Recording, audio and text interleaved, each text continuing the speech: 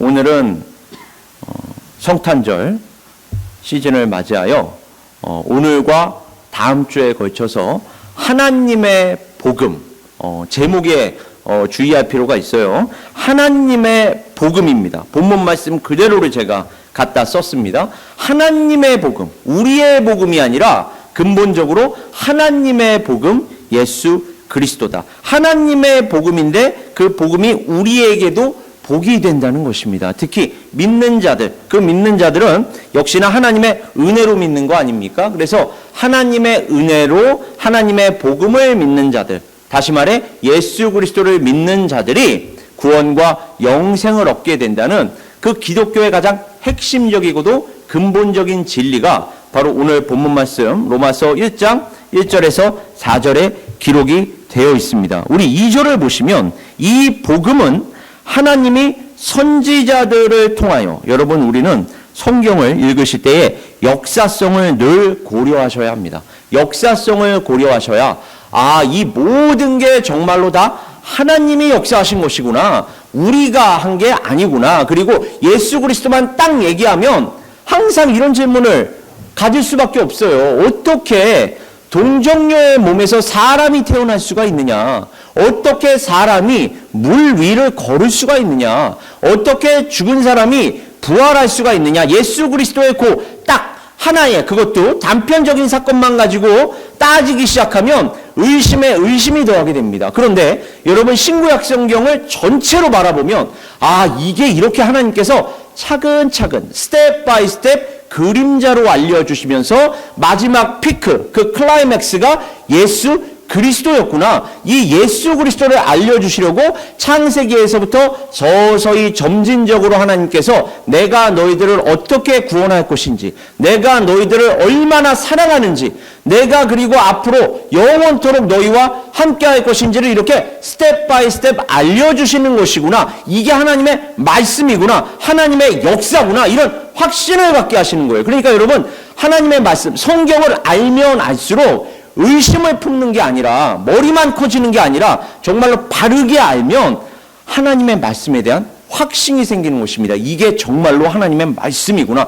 하나님밖에는 이 역사를 이루실 분이 없구나. 정말로 하나님의 역사구나. 이러한 확신이 생기기 때문에 이 신구약 성경 전체의 이 파노라마를, 구속사 전체를 우리는 한꺼번에 볼 필요가 있습니다. 그래야 또 인간의 이성, 인간의 경험, 자유주의 신학에 미혹되지 않을 수가 있어요. 선지자들을 통해서. 그러니까 쉽게 얘기하면 어느 날 갑자기 생뚱맞게 하나님께서 당신의 독생자를 이 땅 위에 태어나게 하신 게 아니라 미리 다 예고하셨습니다. 하나님께서 내가 내 아들 보낼 거야. 내 아들을 보내는 그 이유, 명분도 끊임없이 알려주세요. 너희 스스로 안 되잖아. 해봤잖아. 너희 스스로 이것도 해보고 저것도 해봤는데 너희 스스로 구원이 안 되잖아. 너희들 스스로 영원한 생명을 얻을 수가 없잖아. 그래, 어디 율법 지킬 수 있니 너희가? 율법은 고사하고 십계명도 못 지키잖아. 십계명의 1계명도 못 지키잖아. 나만을 믿어야 할 너희가 늘 한눈을 팔잖아. 안 되잖아. 그래서 내가 너희들을 구원하려 한다. 이제 직접 나서려고 한다. 그걸 그림자로만 보여주었는데, 예를 들면 사사들도 보내주고 선지자들도 보내주고 제사장들도 보내주고, 근데 그들 또한 역시나 근본적인 한계를 갖고 있는 사람에 불과했어요. 그리고 그들은 우리의 모든 죄를 대속할 수가 없습니다. 왜요? 자기 앞가림이나 잘해야지 같은 죄인끼리 누가 누구를 대신할 수가 있겠습니까? 같은 죄인은 다른 죄인을 대신할 수가 없습니다. 여러분 그 재판, 그 법원에 가서 재판을 받을 때 어떤 사람에게 유죄를 선고했다라고 합시다. 근데 옆에 있는 또 다른 유죄를 선고받은 사람이 제가 이 사람 죄까지 감당하겠습니다. 그러면 그 판사가 뭐라고 얘기할까요? 너나 잘하세요 라고 하지 않겠습니까? 네 걱정이나 하세요 라고 하지 않겠습니까? 우리가 똑같은 거예요. 우리가 아무리 선하다 할지라도, 아무리 의롭다 할지라도 그러지도 않지만 다 도토리 키재기입니다. 다 같은 죄인입니다, 여러분. 우리가 보기에나 이 땅에서 누가 좀 잘나 보이고 누가 좀 못나 보이는 거지, 그냥 눈에 보이는 걸로만 비교하더라도 우리끼리 이렇게 섰을 때는 누가 좀 더 키가 크고 누가 좀 더 키가 작고, 그러나 여러분 비행기만 타더라도 키 차이가 보이지 않습니다. 그죠? 누가 크고 누가 작은지 보이지 않아요. 다 점으로 보여요. 하물며 하나님께서 보시기에 우리의 능력 차이, 우리의 무슨 개성 차이, 우리의 성격 차이, 우리의 업적 차이 이런 게 있겠습니까? 다 도토리 키재기입니다, 여러분. 하나님께서 보시기에는 아무것도 아닌 거예요. 그러다 보니까 우리는 하나님의 관점에서 이 모든 인생사도 들여다보고 우리도 들여다보면 뭔가 다르게 보이는 것입니다. 하나님께서는 바로 하나님의 관점으로 성경을 바라보고 하나님의 관점으로 우리 인생을 바라보며 하나님의 관점으로 교회를 바라보기를 원하시는 것입니다. 그걸 끊임없이 알려주시기 위하여 구약 성경에서부터 쭉 하나님께서 그 파노라마를 펼쳐나가 주시는 거예요. 그리고 이걸 깨달은 자들에게는 내가 이 모든 것들의 완성을 나의 독생자 예수 그리스도로 하겠다. 그래서 오늘 본문 말씀 2절을 보면 하나님께서, 주어는 하나님이에요. 선지자들이 아닙니다. 주어가 하나님입니다. 그리고 선지자들은 하나님의 도구입니다. 그래서 선지자들을 통하여 그림자로서 그들을 그림자로 사용하신 거거든요. 왜요? 예수 그리스도를 처음부터 딱 알려주면 우리가 알아들을 수도 없고 이해할 수도 없기 때문에 받아들일 수도 없고 믿을 수도 없기 때문에 서서히 알려주시는 거라고 말씀드렸습니다. 이걸 점진적 계시라고 이야기한다 그랬어요. 스텝 바이 스텝 하나님께서 알려주시는 거예요. 그리고 어느 순간 예수 그리스도가 딱 오셨을 때에는 예수 그리스도를 받아들일 수 있도록, 그래서 때가 참에라는 그 핵심적인 표현이 등장하는 것입니다. 때가 차지 않았을 때에는 하나님께서 보내시지 않다가 때가 참에, 비로소 이제 때가 찼다. The time has come. 때가 찼다. 이제 그래서 내가 너희들에게 궁극적으로 주려고 하는 거 이제 너희들에게 주겠다. 그런데 이것이 어느 날 생뚱맞게 뚝 떨어진 게 아니라 하나님께서 역사 속에서 스텝 바이 스텝 알려주셨던 것이다. 그 말씀을 선지자들을 통하여 메사야, 그리스도죠. 그리스도로 당신의 백성 중에 태어나게 하실 것을, 다시 말해서 당신의 백성이란 구약 성경의 개념을 가지고 우리가 이해하려 한다면 유대인들 중에서, 특별히 다윗의 혈통 중에서, 그래서 3절에 다윗의 혈통에서 나셨다라는 게 기록되어 있는 거예요. 이것도 다윗의 혈통에서 무슨 다윗이 특별해서가 아니라 하나님께서 언약하신 대로 나게 하셨다라는 거예요. 내가 다윗의 후손으로, 다윗의 후손 그 앞면에는 또 어떠한 것이 있었습니까? 유다의 후손으로. 그리고 유다의 후손 위로는 아브라함과 이삭과 야곱의 후손으로, 이렇게 역사가 보여야 되는 거예요. 성경 전체가. 하나님의 언약이 바로 이와 같이 계속해서 이어지다가 예수 그리스도 안에서, 예수 그리스도로 하여 완성이 된 것이구나. 그리고 이것을 선지자들을 통하여 끊임없이 알려주셨구나. 그렇게 미리 약속을 하신 하나님의 복음, 그 하나님의 복음이 바로 오늘 본문 말씀의 시작입니다. 하나님께서 언약하신 대로, 약속하신 대로 육신으로는 다윗의 혈통에서 나게 하셨습니다. 또 이 말은 무엇을 의미하느냐? 당시에 예수 그리스도의 신인, 다시 말해서 100% 하나님이자 100% 사람이라는 거, 이 두 가지가 다 가능하다는 거. 그래서 아까 우리 찬송가 가사 4절에도 여호와의 말씀이 육신을 입어 참신과 참 사람이 되시려고, 여기에서 참신 참 사람이 바로 100% 하나님, 100% 사람입니다. 이 두 가지가 같이 성립이 되어야 우리 구원이 완성될 수가 있습니다. 하나님이셔야 부활하실 수 있는 거 아닙니까? 그리고 사람이어야 우리를 대신할 수 있는 거 아닙니까? 그러니까 100% 하나님이자 100% 사람이어야만 하는 거예요. 그러니까 참 신과 참 사람이 되시려고 하나님의 말씀이, 하나님의 언약이 약속하셨던 대로, 말씀하셨던 대로 이 땅 위에 내려오셨다. 생뚱맞게 어느 날 갑자기. 이건 그러니까 신화가 아닌 거예요. 자유주의 신학자들은 예수는 신화다.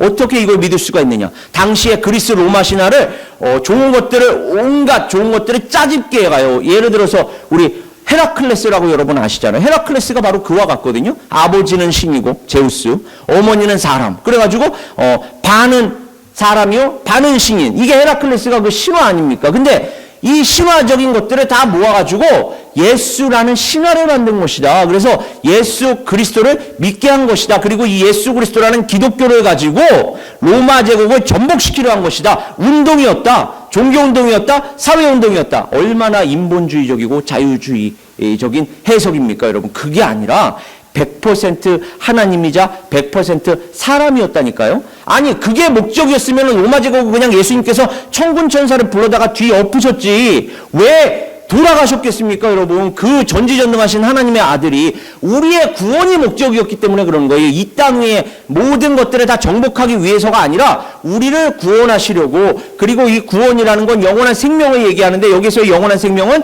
이 땅 위에서의 영원한 생명이 아니라 저 새하늘과 새 땅 하나님의 나라에서의 영원한 생명이기 때문에 이 땅 위에서 천군 천사 불러다가 로마 제국 모든 사람들을 다 정복한 것이 아니라 오히려 죽임을 당하시고, 그리고 죽임당한 당신을 믿는 자들로 하여금 당신께서 부활하신 것과 같이 우리 또한 부활하게 하시는 것입니다. 이게 복음인 거예요, 여러분. 따라서 예수 그리스도의 이 신인 양성이 너무나도 중요한데, 근데 당시의 이란들은 이 신인 양성을 부정했습니다. 그의 육신은 가상이었다. 그냥 프로젝션이었다.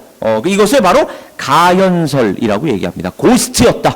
가짜로, 가짜가 이제 가라는 뜻이에요. 가짜로 현현 나타나신 것이다. 그렇게 우리 눈에 보였을 뿐이다. 이러한 것들을 주장했던 자들이 바로 영지주의자들이었습니다. 이런 영지주의자들을 경계하는 말씀이 역시나 요한 2서 1장 7절에도 기록이 되어 있어요. 그러나 그게 아니야. 하나님의 아들이자 사람의 아들, 이 사람의 아들이라는 게 인자라는 핵심으로 기록이 되어 있지 않습니까? 이것을 통해서 당신의 약속을 성취하시면서 최종적인 구원을 성취하신 그 하나님, 그리고 이것은 이신 칭의와 마찬가지로 율법의 행위를 비롯한 우리의 노력, 우리의 업적이 아니다. 우리의 노력이나 우리의 업적이 아니라 궁극적으로는 하나님의 긍휼, 하나님의 주권적인 은혜다. 그것으로 인하여 하나님의 때에 하나님의 방법으로 하나님의 역사로 이루어지는 하나님과 인간 사이의 바른 관계. 이게 의예요. 의. 하나님과 사람의 바른 관계. 그래서 여러분 한문을 보시더라도 어린 양 밑에 우리가 있지 않습니까? 그러니까 하나님과 바른 관계. 의라는 건 어린 양을 우리가 주님으로 모실 때 하나님과 바른 관계가 이루어진다는 것입니다. 그게 한문 속에도 나타나요. 그러니까 한문을 또 이렇게 자세히 들여다보면 그게 뜻글자 아닙니까? 뜻글자다 보니까 뜻을 포함하고 있는데 어떻게 이 중국어 한자 속에 이러한 복음적인 내용이 들어가 있을까? 제가 그래서 이걸 이렇게 설명해요.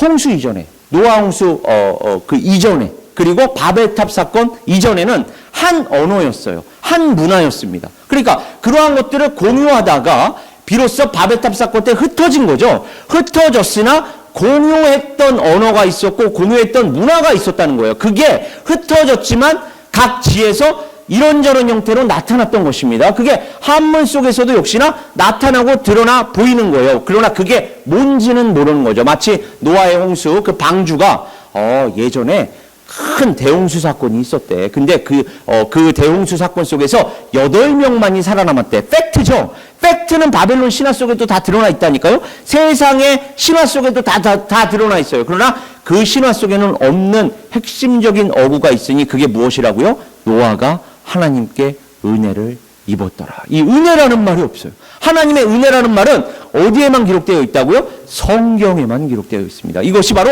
하나님의 관점과 인간의 관점인 거예요. 똑같은 사건을 보더라도요, 어떠한 관점으로 보느냐에 따라 그 사건에 접근하는, 또 해석하는, 분석하는 결과가 달라지기 마련입니다. 우리는 하나님의 관점으로 성경을 바라봐야 하는 거예요. 우리의 관점이 아니라 하나님의 관점. 그래야만 하나님께서 성경을 통하여 우리에게 무엇을 말씀하시는지를 바르게 깨달을 수가 있기 때문에 그렇습니다. 그리고 성결의 영으로는 우리를 위하여 십자가에서 죽임을 당하셨다. 그러나 하나님의 아들이시기 때문에 죽은 자들 가운데서 부활하셨다. 하나님께서 모든 피조물과 새로운 역사를 시작하시고, 새 생명이잖아요. 새 생명, 새 창조인 것입니다. 그래서 모든 피조물과 새로운 역사를 새롭게 시작하셨습니다. 그리고 당신의 백성을 이제는 새롭게 창조하신다. 재창조하신다. 그 열쇠가 누구라는 거예요? 예수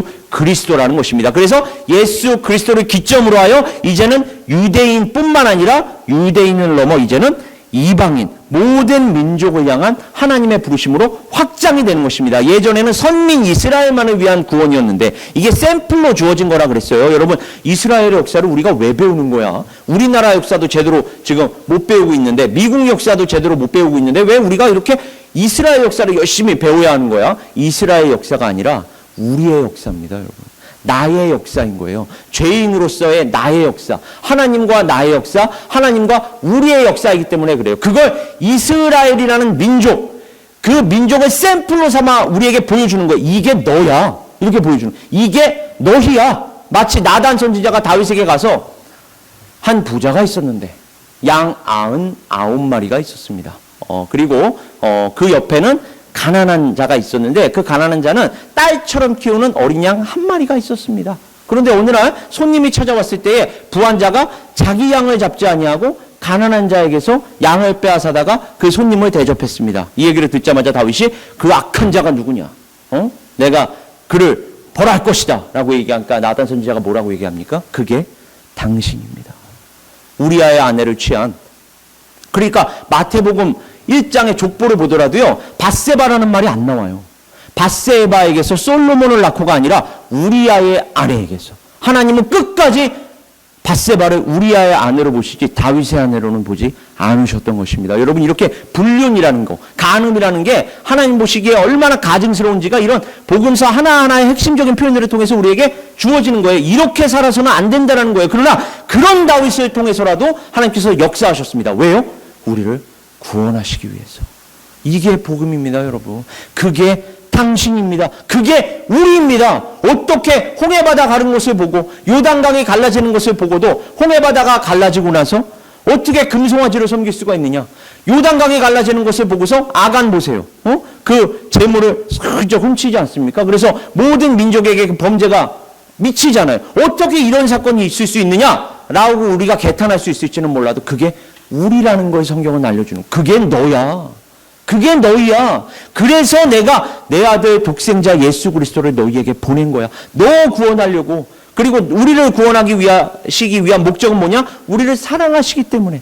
사랑하시기 때문에 영원토록 우리와 함께하고 싶으셔서, 그것이 바로 임마누엘인 것입니다. 하나님이 우리와 항상 함께하신다.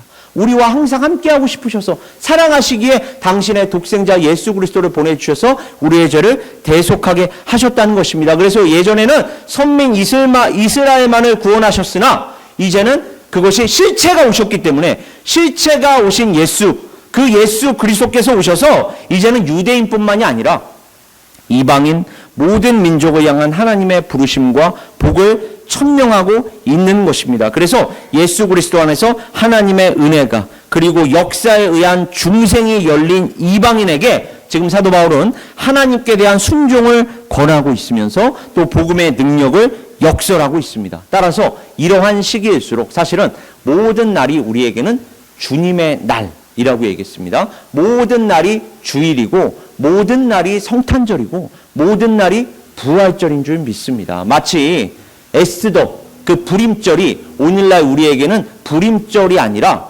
부활절인 줄 믿습니다. 그 부활절이 우리에게는 늘 감사와 찬송과 영광을 돌려야 하는 날인 거예요. 주 안에서는 늘 살아야 하는 날인 것입니다. 주일날만 교회에 와가지고 이렇게 한두 시간 예배드리고 난 후에 마치 하나님 앞에서 내 할 바 다 했다는 식으로 이러한 신앙을 가지고 있다면, 이러한 신앙생활을 하고 있다면 하나님께서 그 사람을 인정하시겠습니까?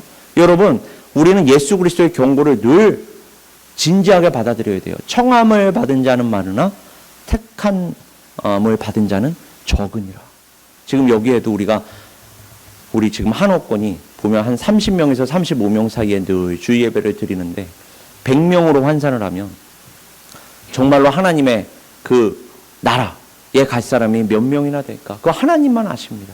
근데 다른 사람 볼 거 없어요. 항상 우리 자신을 진단해야 합니다. 하나님, 저 구원받은 사람 맞아요? 저 구원받은 사람이 맞다면 하나님께서 성경을 통하여 말씀하신 그 열매들을 하루하루 맺고 있습니까? 만약에 맺고 있지 않다면 하나님, 제가 제 자신을 쳐서 복종하게 하시고 하나님 예수 그리스도 하루하루 순간순간 닮아가게 해주세요. 이런 기도 제목으로 늘 나아가야 하는 것입니다. 이거 달라 저거 달라가 아니라 하나님, 정말로 청함을 받은 자는 많으나 택함을 받은 자는 적다고 하셨사오니 제가 다른 거는 몰라도 택함 받은 자 되게 하여 주시옵소서. 그리고 택함 받은 자답게 그러한 열매를 맺으면서 살아가게 하여 주시옵소서. 이거는 죽느냐 사느냐의 문제입니다, 여러분. 이 땅에서 좀 더 먹고 좀 덜 먹고의 문제가 아니에요. 잘 살고 못 살고의 문제가 아니에요. 영원한 생명이 달린 문제입니다. 이거는 그 무엇보다도 진지해야 돼요. 제가 서던 베프티스트 티올로지컬 세미나리 거기에서 공부하는 시절에 항상 이 학교에 이렇게 그 캠퍼스를 이렇게 돌아다닐 때마다 그 라이트가 있잖아요. 라이트에 항상 꽂혀 있는 게 있었어요. 이런저런 깃발, 표 같은 거. 뭐라고 적혀 있냐면 We are serious about the gospel. 우리는 복음에 대하여 진지합니다. We are serious about the truth. 우리는 진리에 대하여 진지합니다. 그걸 보면서 수업에 들어갔다니까요. 그걸 늘 보면서 공부했어요.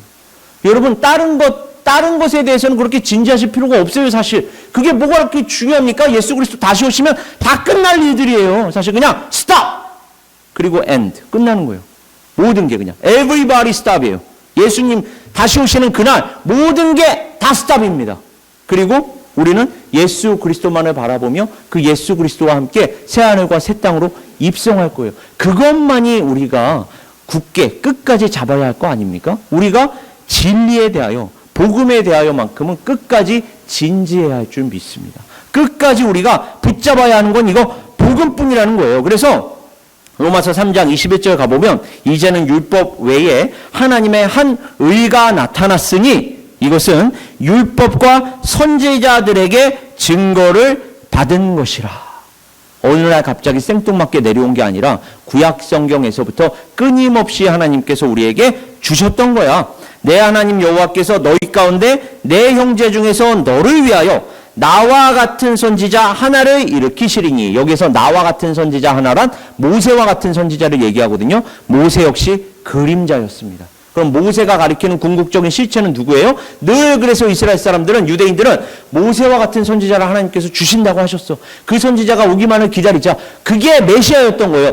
여기에 착안하여 예수님께서 내가 그 선지자 맞아 라고 요한복음을 통해서 우리에게 더 분명히 알려주시는 것입니다. 그리고 거기에 따른 근거 구절이 바로 제가 조금 전에 읽어드렸던 신명기 18장 15절입니다. 나와 같은 선지자 하나를 일으키시리니 너희는 그의 말을 들을지니라. 그러면서 이사야를 통해서도 또 말씀하셨죠. 주께서 친히 징조를 너희에게 주실 것이라. 보라, 처녀가 잉태하여 아들을 낳을 것이요.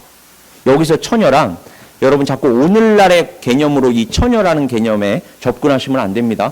결혼 안 한 처녀를 얘기하는 게 아니에요. 결혼 안 한 여자를 얘기하는 게 아니라 이때 당시에 역사적이고 시대적이며 현실을 감안했을 때에 여기서의 처녀란 동정녀를 얘기하는 것입니다. 남자를 알지 않는 여자. 당시에는 제가 늘 얘기하잖아요. 국가수가 있었겠습니까? 지금은 머리카락 하나만 뜯으면 누구의 친자인지 바로 확인할 수 있잖아요. 당시에 어떻게 확인합니까? 누구 자식인지 어떻게 알아요? 그러니까 남자를 알지 않는 여자여야 남자 입장에서, 또 남자 집안 입장에서 아이가 태어났을 때에 내 아들 맞구나, 내 딸 맞구나, 우리 집안 식구 맞구나가 입증이 될 거 아니에요. 그러니까 여자가 예를 들어서 결혼하기 전에 행실이 불량했어. 그러면은 결혼하고 나서도 아이가 태어났을 때 이 아이가 진짜 우리 애 맞는 거야? 늘 의심을 품지 않겠습니까? 왜요? 행실이 불량했으니까, 결혼 전부터. 따라서 남자 입장에서, 그리고 그 남자 집안 입장에서는 남자를 알지 않는 여자여야 결혼을 했을 때에 이 여자가 지금 출산한 이 아이가 나의 아이 맞구나, 우리 집안의 아이 맞구나에 대한 확신이 되지 않겠어요? 지금이야 국가수가 있어서 바로바로 친자 확인을 할 수 있겠지만 당시 어떻게 친자 확인을 합니까? 그러다 보니까 그냥 아예 차단을 시켜버리는 거예요. 아니야, 남자를 알지 않는 여자여야 돼. 그리고 지금 이 본문 말씀에서도 남자를 알지 않는 여자여야 동정녀라는 확신이 될 거 아닙니까? 남자를 아는 여자였다면 마리아가 아니 성령으로 아무리 잉태했다 할지라도 아니야, 그 아이는 예전에 그 마리아가 관계했던 어느 남자의 자식일 거야, 이렇게 바로 의심을 해버리잖아요. 그러니까 동정여여만 하는 거예요. 그래야만 성령으로 잉태된 것이 확실하기 때문에 그렇습니다. 그렇기 때문에 지금 이사야 선지자를 통해서도 보라, 처녀가, 남자를 알지 않는 여자, 동정녀가, 이걸 또 알려주시려고 구약 성경에서도 보면은요, 성전을 치를 때에 노예로 잡을 때에 남자를 아는 여자는 다 죽이고 남자를 알지 못하는 여자만 너희가 특히 너희 마음에 드는 여자가 있다면 그 여자를 취해서 너희 아내로 삼을 수 있다. 이 얘기가 나오는 거예요. 왜요?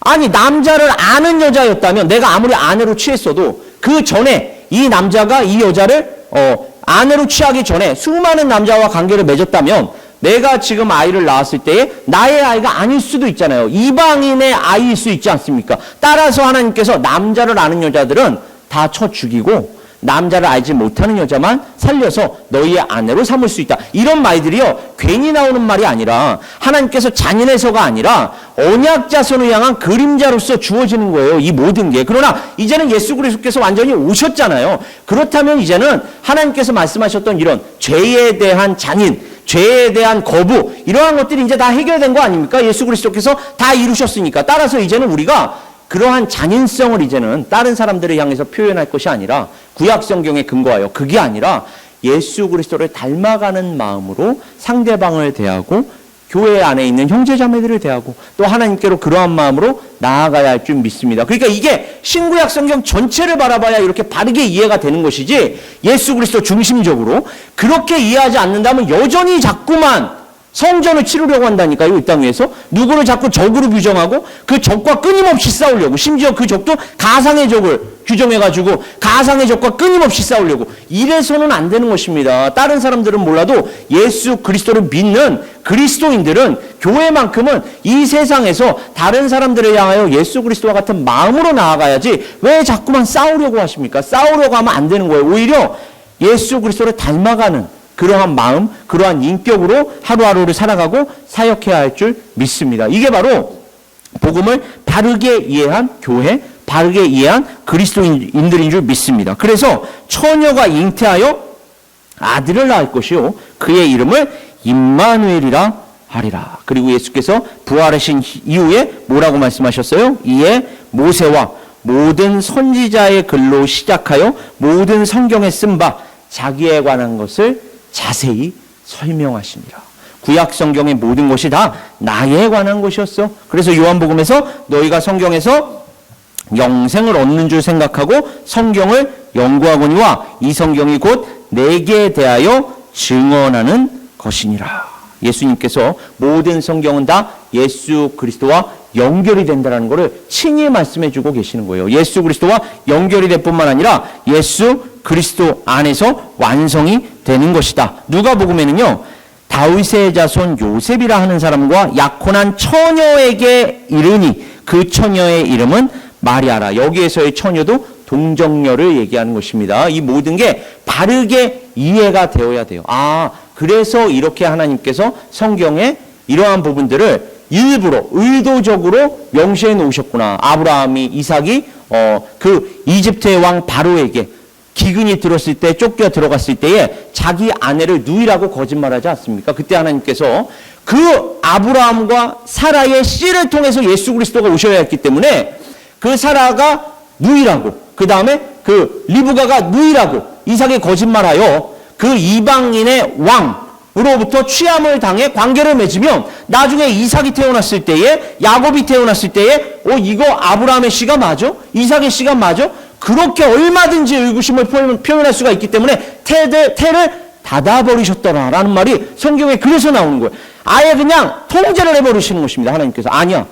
이 언약 자손은 아브라함과 사라의 씨여야만 돼. 이삭과 리브가의 씨여야만 돼. 왜? 내가 그렇게 약속했잖아. 그리고 그 씨를 통해서 예수 그리스도 나의 독생자를 너희에게 보내서 구원할 거야. 이게 나의 언약이야. 나의 말씀이야. 내가 반드시 너희들의 구원을 그를 통하여 예수 그리스도를 통하여 이룰 것이다 라는 것을 이렇게 의도를 가지고 우리에게 알려주시는 것입니다. 누가복음 1장 32절에서 35절 잘 들어보세요. 그가 큰 자가 되고 지극히 높으신 이의 아들이라 일컬어질 것이요 주 하나님께서 그 조상 다윗의 왕위를 그에게 주시리니 영원히 야곱의 집을 왕으로 다스리실 것이며 그 나라가 무궁하리라. 마리아가 천사에게 말합니다. 나는 남자를 알지 못하니. 이 말이 그래서 나오는 거예요. 나는 남자를 알지 못하니. 단순히 처녀라는 말을 쓰는 게 아니라 동정녀. 나는 지금까지 한 번도 남자와 관계해 본 적이 없습니다. 남자를 알지 못하는데 어찌 이 일이 있으리까? 천사가 대답하여 이르되 성령이 내게 임하시고 지극히 높으신 이의 능력이 너를 덮으시리니 이러므로 나실 바 거룩한 이는 하나님의 아들이라 일컬어지리라. 이게 바로 복음인 줄 믿습니다. 하나님께서 우리를 구원하시기 위하여 바로 이 모든 것들을 계획하셨고 모든 것들을 당신의 때에 당신의 방법으로 이루셨던 것입니다. 말씀이 육신이 되어 마침내 우리 가운데 거하심에 우리가 그의 영광을 보니 아버지의 독생자의 영광이요 은혜와 진리가 충만하더라. 우리에게는 이 은혜와 진리가 늘 충만한 줄 믿습니다. 그리고 이단들은 여전히 이 예수 그리스도의 오심을 부인합니다. 아니, 그것보다 더 교활해요. 예수 그리스도에게 초점을 맞추지 못하게 합니다. 메리 크리스마스에 예수님보다는 산타크로스에, 예수님보다는 크리스마스 기프트에, 예수님보다는 크리스마스 비즈니스에, 이런 거에 자꾸만 초점을 맞추게 하고 서로가 서로에게 선물을 교환하는 것에 초점을 맞추게 해요. 아닙니다. 크리스마스가 누구를 위한 것입니까? 예수 그리스도를 위한 거예요. 자꾸만 우리의 초점을 빗나가게 하는 것입니다. 이게 더 교활한 거 아닙니까? 지금 세상의 전략이 우리가 누구에게 초점을 맞춰야 한다고요? 예수 그리스도께 더더욱 초점을 맞춰야 하는 것이 바로 성탄절의 참된 의미인 줄 믿습니다. 그러나 예전에는 미혹하는 자가 세상에 많이 나왔나니 지금도 역시 미혹합니다. 이는 예수 그리스도께서 육체로 오심을 부인하는 자라. 이런 자가 미혹하는 자요 적 그리스도니. 이러한 자들이 적 그리스도래요. 예수 그리스도께서 이 땅에 오신 걸, 육체로 오신 걸 부인하는 자가 바로 적 그리스도라고 성경은 우리에게 분명히 얘기합니다. 그러나 성경은 동정녀, 남자를 알지 못하는 처녀, 여자, 동정녀 마리아를 통한 예수 그리스도의 탄생을 이야기하고 있고, 다시 말해 성육신을 이야기합니다. 그리고 성육신으로 끝나는 게 아니라 우리가 다른 종교들과 다른 게 무엇입니까? 성탄절로 끝나는 게 아니라 부활절로 끝납니다. 그죠? 그래서 이 부활의 유기적이고도 통합적인 이해가 필요합니다. 성탄과 부활을 하나로 이해하는, 통합적이고도 유기적으로 이해하는 이러한 믿음이 필요합니다. 당신의 백성을 위하여, 당신의 백성의 죄를 사하시기 위하여 십자가에서 대리적이고 대속적인 죽음을 당하시기 위하여 탄생하신, 성육신하신 그 예수 그리스도로 끝나는 게 아니라 부활하신 예수 그리스도, 그리고 능력으로 하나님의 아들로 선포되신 예수 그리스도, 그래서 복음 그 자체이신 예수 그리스도로 우리는 완성하면서 예수 그리스도를 믿어야 할 줄 믿습니다. 그래서 예수만이 길이요 진리요 생명이며 그분으로 말미암지 않고는 아버지께로 올 자가 없는 것입니다. 그리고 초대교회 성도들은 나중에 전도할 때 뭐라고 얘기합니까? 다른 복음은 없나니. 이게 중요합니다. 다른 복음은 없나니 다만 어떤 사람들이 너희를 교란하여 그리스도의 복음을 변하게 하려 함이라. 오늘날과 같이 이 종교 다원주의를 살아가고 있는 세상 속에서 다른 복음도 자꾸 있다고 가르치지 않습니까? 어릴 때부터 우리가 성경을 바르게 가르쳐줘야 할 줄 믿습니다. 다른 이로서는 구원을 받을 수 없나니 천하 사람 중에 구원을 받을 만한 다른 이름을 하나님께서 우리에게 주신 일이 없음이라 하였더라. 이게 바로 우리 전도의 선교의 핵심입니다. 오직 예수 그리스도. 동방박사 세 사람이라는 성탄절 찬송가 가사가 있지 않습니까? 이것은 동방박사들이 아기 예수를 방문했을 때를 기념하는 주현절을 이야기합니다. 그러나 사실 그들은 왕도 아니었고요. 동방이라는 건 동쪽 끝을 이야기하는데 동방도 아니었습니다. 그리고 세 사람도 아니었어요. 성경을 자세히 읽어보면 그냥 그 성탄절 찬송가 가사가 그렇게 우리에게 주어져 있기 때문에 그렇게 오해를 하기 십상인데 그게 아니라 세 사람도 아니었습니다. 그러나 분명한 게 있어요. 세 가지 선물이었습니다. 찬송가는 그것을 하나씩 이야기합니다. 동방박사들이라 그러지 세 사람이라고 얘기하잖아요. 그러나 세 가지 선물이 있어서 세 사람이라고 자꾸 우리가 오해하는 경향이 있는데 동방박사들이 베들레헴에 도착하여 보배압을 열어 황금과 유향과 몰약을 예물로 예수께 드렸다. 이게 마태복음 2장 11절이거든요. 그 선물들은 잘 들어보세요. 예수님께서 이 세상에서 하실 사역을 상징합니다.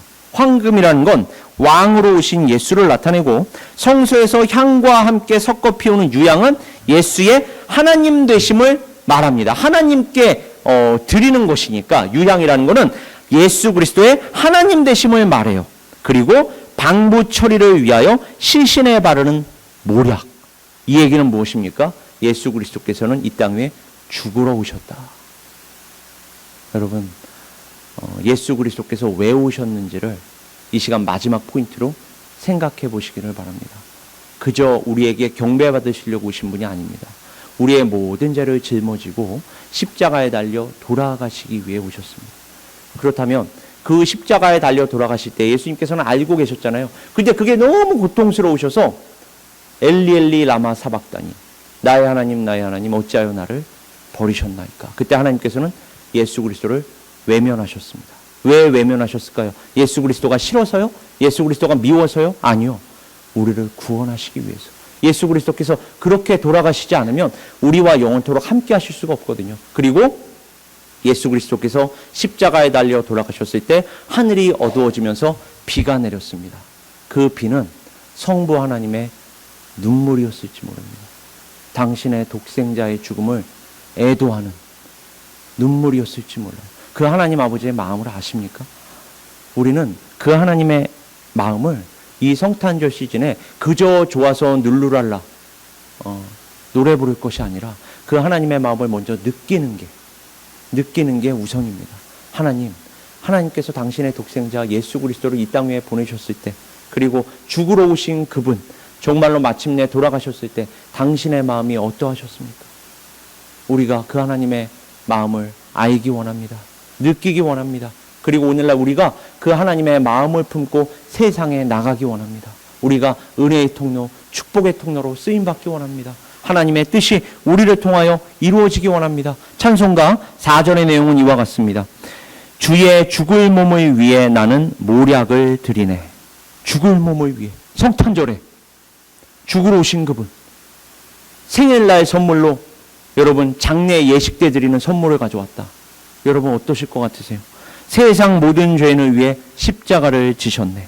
일반적으로 우리가 쓸 수 있는 이야기의 장면은 아닙니다. 그러나 하나님께서는 실제로 그렇게 하셨습니다. 왜요?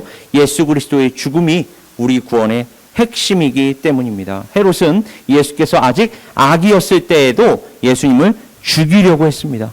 찬송가 마지막 절은 이 세 가지 주제를 하나로 엮습니다. 다시 사신 구주.